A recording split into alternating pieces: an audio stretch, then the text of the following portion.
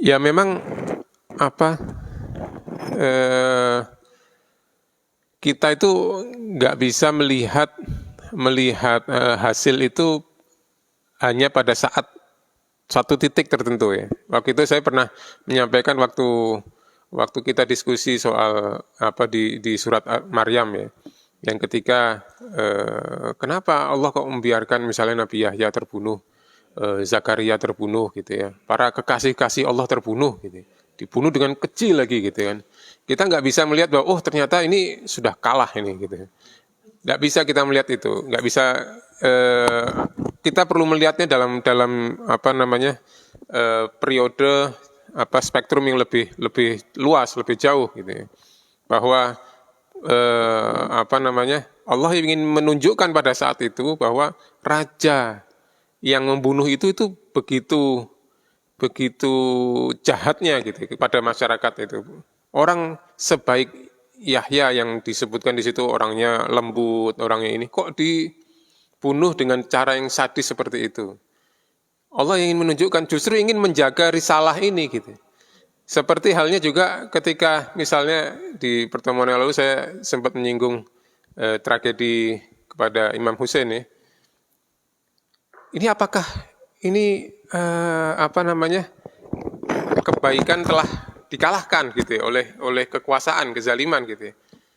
Justru orang akan melihat, loh ini cucu Rasul yang sering ditimang oleh Rasul, yang bahkan Rasul ketika sujud, ketika rukuk nggak mau bergerak karena ada di punggungnya. Gitu. Ini dibunuh dengan cara seperti itu. Ini berarti pihak lawannya ini benar-benar pihak yang salah gitu.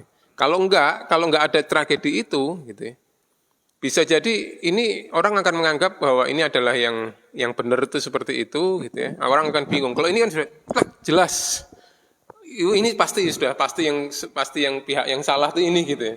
Sehingga dalam jangka panjang risalah Nabi Muhammad ini akan terjaga. Kalau nggak ada itu bisa jadi akan rusak. Makanya apa namanya Sayyidina Husain itu ketika apa namanya di Karbala itu mengatakan bahwa aku ini kesini untuk uridu islah li umat dijadi.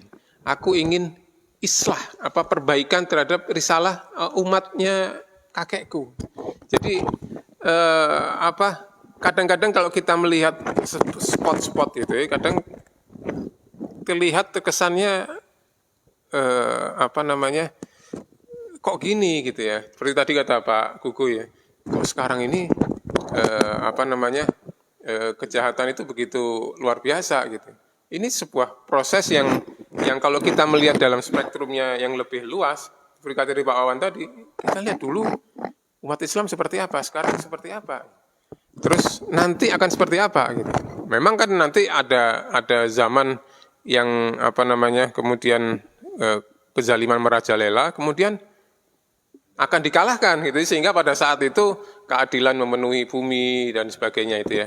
Nah itu adalah apa namanya ujungnya nanti akan seperti itu bahwa prosesnya akan nanti naik turun itu adalah sebuah proses yang itu menjadi ujian dari umat di setiap zaman itu gitu. Jadi setiap zaman itu akan menghadapi ujian-ujian yang akan apa ya menguji apakah kita ini tetap akan mengikuti apa kebenaran atau kemudian ketipu dengan yang zalim tadi gitu.